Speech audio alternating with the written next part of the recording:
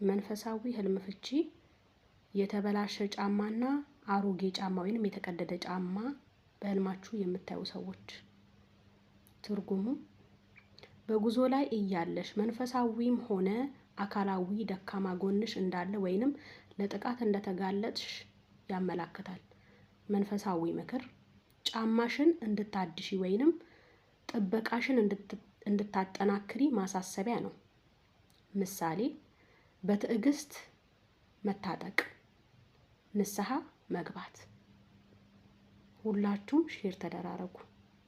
ጫማ መልበስ ደግሞ ምንድነው? መንፈሳዊ ፍቺው ትርጉም ለወንጌል ሰላም ዝግጁ መሆንን ኤፌሶን 6:15 ያሳያል።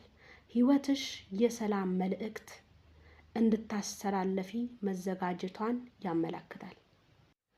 ምክር በህይወትሽ ውስጥ የትዳር ውጥረት ስላለ የጠፋ ጫማ ካየሽ በባልሽ ላይ ባለው ጥርጣሬ ምክንያት አሁን የቤታችሁ አቅጣጫ እየጠፋ መሆኑን ሊያሳይሽ ይችላል።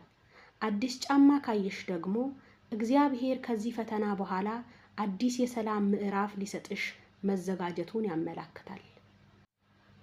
የህልሙ ዋና መሰረቱ ወይም ትርጉሙ ሰላም፣ አቅጣጫና ጥበቃን ለማግኘት ጸሎት እንድታደርጊ ማስታወሱ ነው።